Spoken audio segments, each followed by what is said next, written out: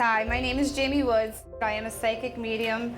My childhood, I was raised conventional Christian, and we were taught that this was wrong, that it's against God to see spirits.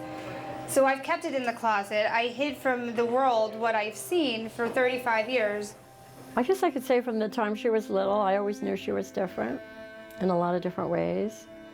And she would say things like, when my father passed, she was 4 years old, and she used to say, "Mom, why is everybody crying? Because Pop-Up's right here. I seen him in the corner of the room." And I just, brush things aside and say, "Okay, Jamie." Like, I didn't know what to think that when she came out with things like that. Ever since I was very young, I dreamt that on the other side, up in heaven, that I was going to join the Godhead and be part of whatever. And they asked me to come back to Earth for one more time to help during the changing times, to help now, to do something. So I believe this is what I'm supposed to do.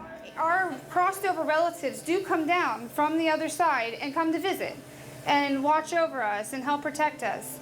So sometimes Earth's ghosts become earthbound spirits because they choose not to go to that light. My name's Terry, and I was invited to the Farmer's Hoop Inn for Paranormal Night by a really good friend of mine.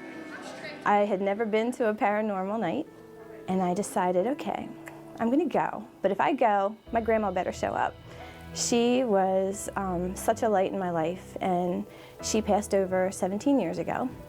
I was driving home in my car from work one night, and I said, "Grandma, if you're there, you need to do jumping jacks, cartwheels, whatever you need to do to get her attention. I want to talk to you. It's been 17 years. It's been way too long. Please, please talk to me." The room is crowded, and Jamie gets the microphone, and she's telling us about what she does and who she sees. Some people are clairvoyant, which means clear vision. And I'm thinking, she's never, ever going to come over and talk to us because so many people just want to talk to her.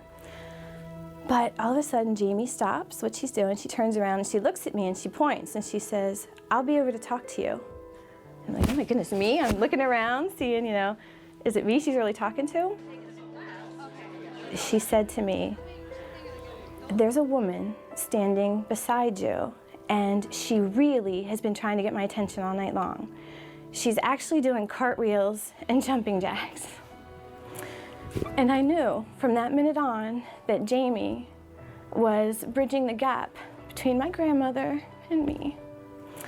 And I owe her so much because I always felt like my grandma has been with me all those years. But Jamie, she made it real. And now I know. I know. How I see spirits when I start doing readings, it's like an energy shift. I don't know how else to explain it. It's like I have to speed my own energies up, and this energies here kind of slow down, and I can start seeing them pull through. You know what I mean? It's like a veil there. It's like they're behind a curtain, and I can see behind the curtain, and I can see them standing there. But they're not in our reality, so I don't see them in full form. They don't take a form like we do, because they don't take up our mass. They're not here on Earth. They're in another dimension. It's like seeing beyond this dimension. Does that make sense? She's special for a reason.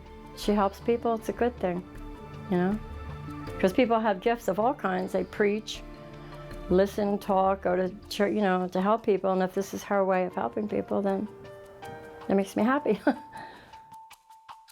guess I realized I was psychic 2 years ago. And when I started coming out and helping people, that's what keeps me going, because there's many times where I've wanted to stop and say, I don't want to do this anymore. And then I think of the people that I've helped, and the woman whose son who had passed away, and she spent 4 years crying and on medication, and she thought he was in purgatory because he took his own life. And about 5 women sat down, and it's when I first started.